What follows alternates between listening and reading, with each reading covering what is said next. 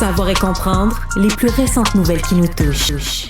Eh bien, c'est la suite de notre fameux dossier en collaboration avec le journal, le trafic éternel de Montréal.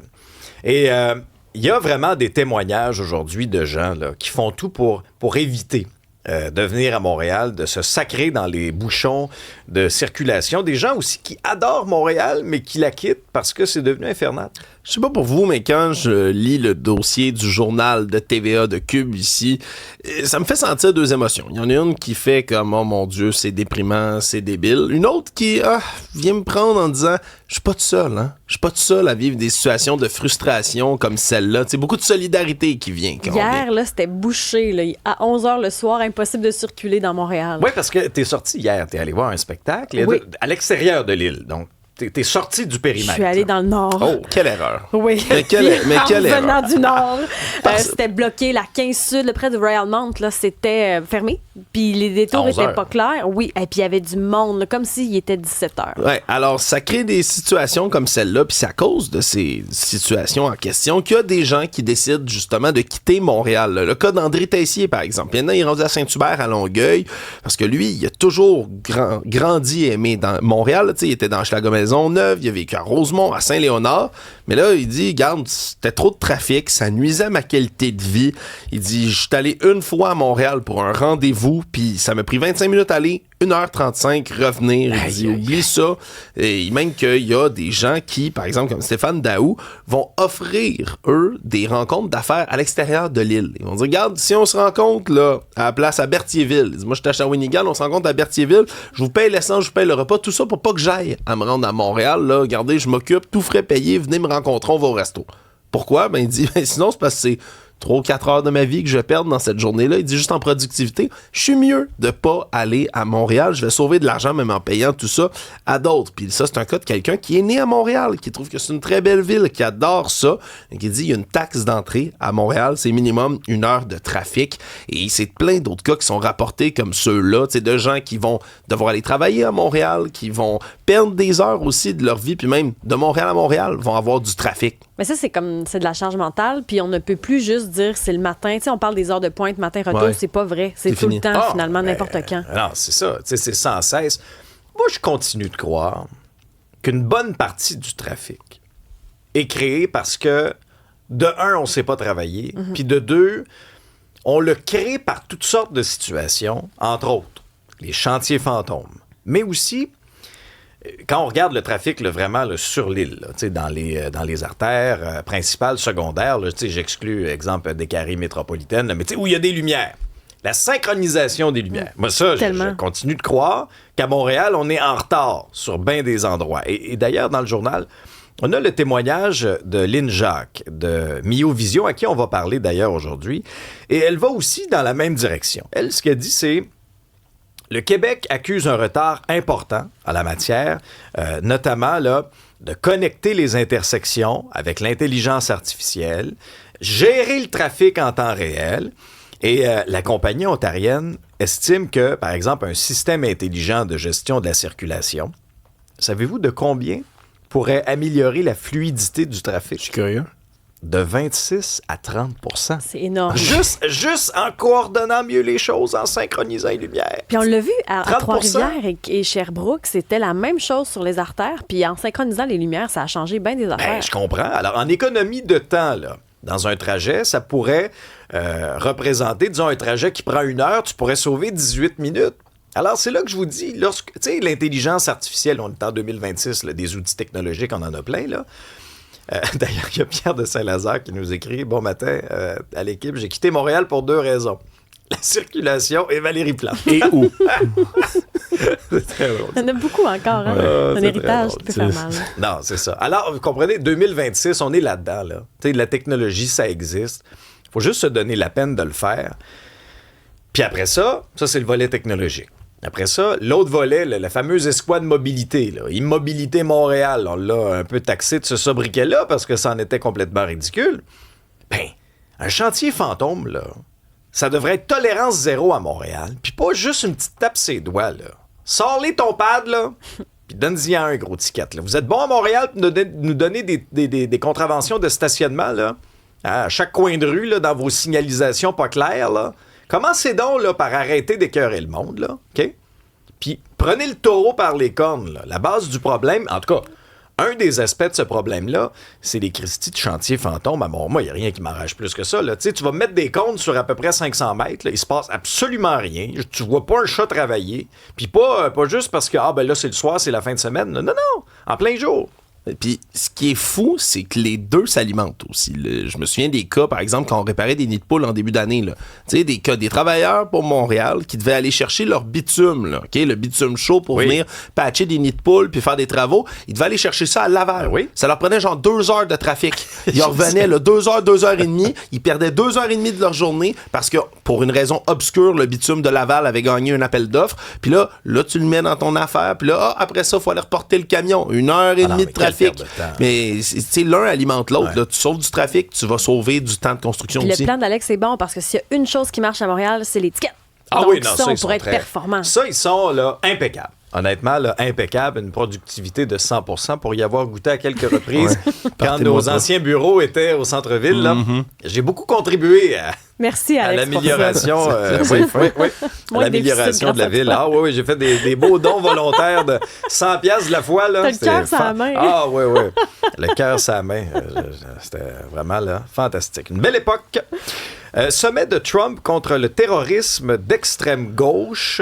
Explique-nous un peu en quoi il en retourne, d'autant plus qu'aujourd'hui, on va surveiller aussi son adresse à la nation. Là. Ouais, ça va brasser aux États-Unis. Là. Ce qu'on pourrait qualifier peut-être un peu de journée de distraction, Alex, là, de tout ce qui se passe en Iran, là, parce que c'est échec complet des négociations puis de la diplomatie, reprise des bombardements, incertitude politique par rapport au détroit d'Ormuz, crise énergétique qui est reliée à tout ça. Mais dans le contexte, on assure que ça, c'était prévu de longue date. Là. Ce sommet qui va se tenir aujourd'hui, là, une réunion ministérielle qui veut internationaliser la lutte contre le terrorisme et l'extrémisme d'extrême gauche comme Antifa, résurgence du terrorisme politique, c'est le nom de tout ça. On attend des délégations d'Europe, d'Asie, puis évidemment, un des acteurs classiques de tout ça, Stephen Miller, le conseiller à l'immigration là, de Donald Trump, qui a toujours les mots pour qualifier de terroristes intérieurs les gens qui se font tirer par ICE, vont être sur place là, aujourd'hui pour tenir ce sommet. Bon. Et ce qui est spécial, c'est que on a décidé là, de prendre une étude là, qui date de l'an passé. C'est du centre de réflexion américain Center for Strategic and International Studies. Okay? Et là-dedans, on disait il y a une augmentation de la violence d'extrême gauche aux États-Unis dans les 10 dernières années. Et c'est ce qu'on prend là, dans ce rapport-là aux États-Unis pour dire regardez, le Antifa puis les méchants de l'extrême gauche sont en train de tout ruiner.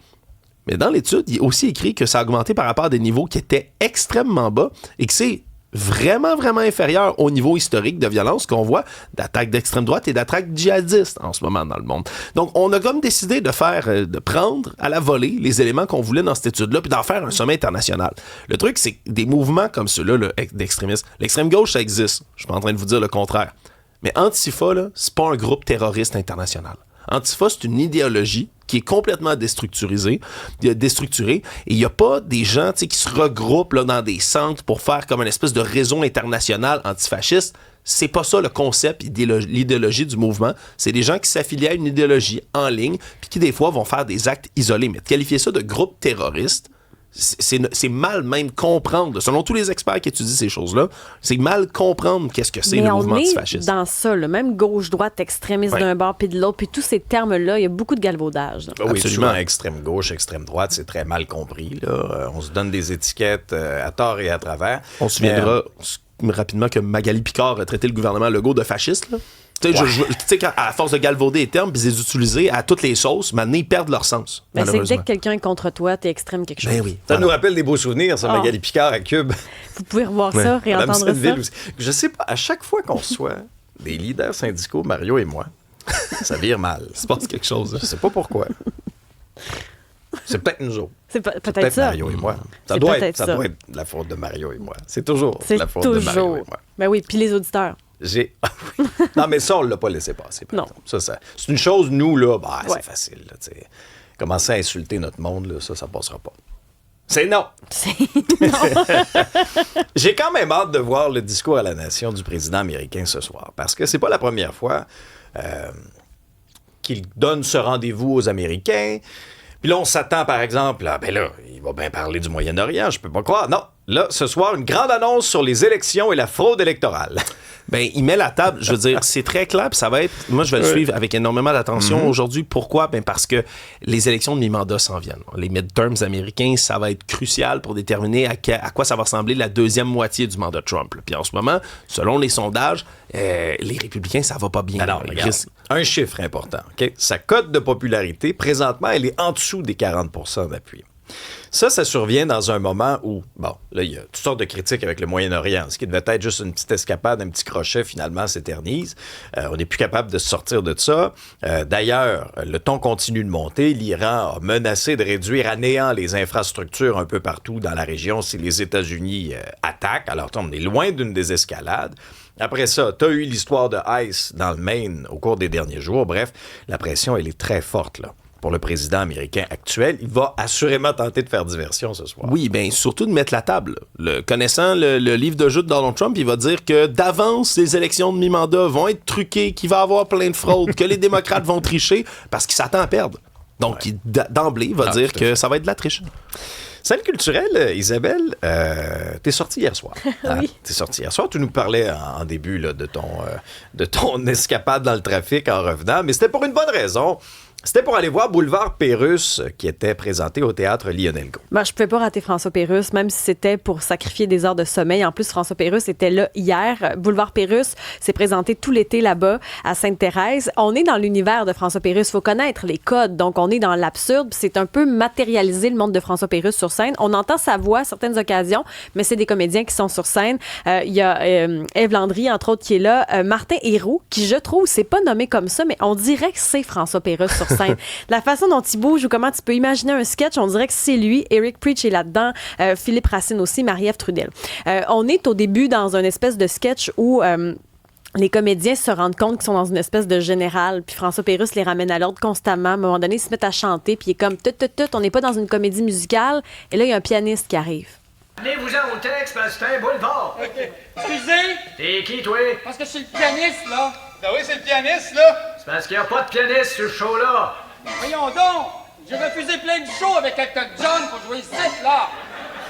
Ouais? Ben oui. Et tu savais tout ça, mon petit surdoué qui trouve pas la porte sur un faux micro-ondes, que Elton John a toujours joué son piano lui-même? Ah, c'est ça qui est arrivé. Quoi? En fait, ils m'ont jamais contacté. Ah, c'est drôle, nous autres non plus, on t'a jamais contacté. On est là-dedans. Il y a beaucoup de clins d'œil aussi au sketch d'antan. On parle des 3 succès de Tina Turner, le What's Love, Got to Do et With It. Ça, c'est Tina Tournée. Tina Turner. Les skidoo, ça va-tu dans le cours, les clémentines. Bref, si on a suivi les albums du peuple, il y a plein de clins d'œil. Ça dure 90 minutes. Il n'y a pas d'entracte. C'est vraiment bon. Hier, François Pérusse était très ému aussi. Puis ils nous font participer. Là. Quand tout le monde connaît les gags, ils nous font crier les gags.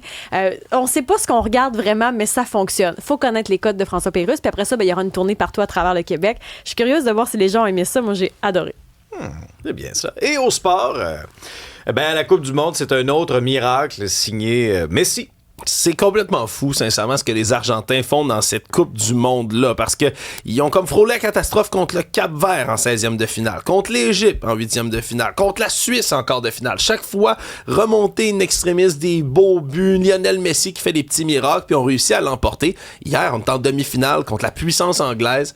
On fait la même affaire. Les Anglais ont pris les devants, le 1-0 dans un match extrêmement chaudement disputé. Dans la première mi-temps, dans la première demi, il n'y avait presque pas de tir au but. Là. Tout le monde s'échangeait des coups d'un côté comme de l'autre. Les tensions étaient élevées aussi. Là, c'était physique sur le terrain.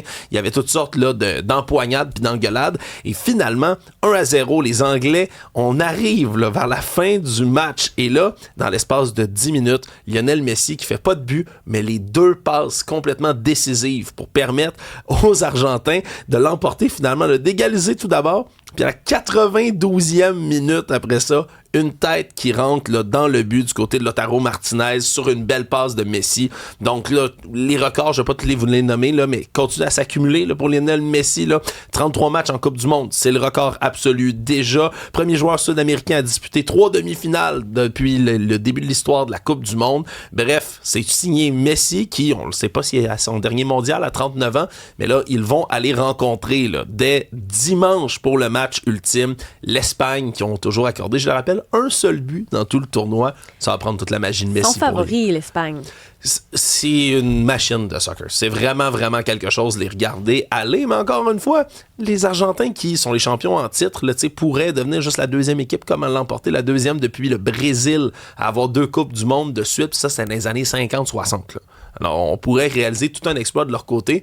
Mais avant, il va falloir scorer un but. Peut-être 2 contre l'Espagne pour espérer gagner. Qui sait, on va peut-être assister à un autre miracle dimanche.